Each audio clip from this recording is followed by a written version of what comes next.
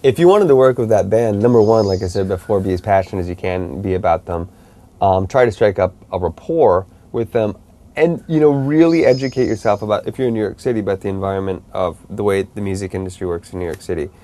And a great way to do it is by speaking with people. Number one, I think artist managers and everyone else who's interested in the music industry should always ask questions. There's never a bad question about it. So one thing I would do is find other people find another artist manager who may be similar to you, or find an artist manager in an artist management firm and ask if you can speak to somebody. There may be a few people who are too busy, but you will definitely within a couple of days to try and find someone that you can speak to. So number one, get a little bit of guidance, but also really speak to other bands about the way they went about doing things.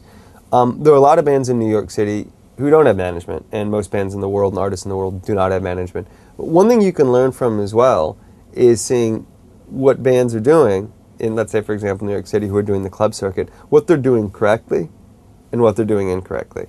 Whether it be booking gigs, oversaturating gigs so that they don't, basically get a good turnout at their shows.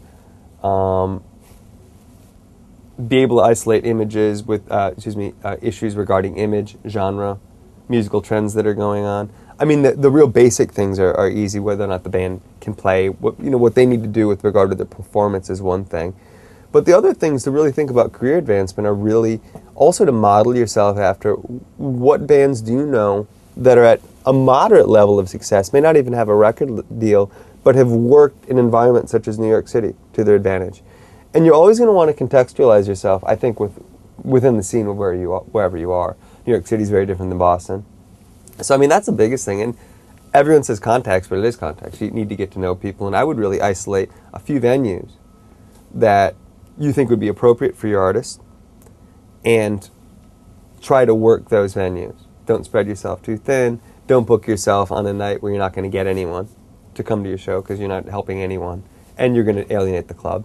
So, I mean, those are some things I would do to start. If you have some information, some background in the music business, get as many resource books as you can, just so you know what you're talking about.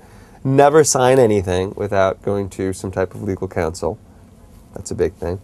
And you kind of go through an artist, I call it an artist assessment, a checklist that informs you about the history of the artist, their past recording history, their past performance history, their personal makeup as far as the various members of the band, the longevity of the band to date, whether or not you feel the band is cohesive, delineating whether or not the band is actually an organic group or whether it's a singer-songwriter with a backup band, whether they're under contract to anyone else, whether they own their previous recordings, whether they own their compositions, whether they've been doing things such as copywriting their compositions. If they're songwriters, they should be registered with a PRO, ASCAP, BMI in this country, or CSAC, things of that nature. Real pragmatic things. If you wanted to apprentice with an artist manager, a couple of things. I'll just say you're in New York City. Number one, the way I always look at, I'll change the word from apprentice to interning if that's all right.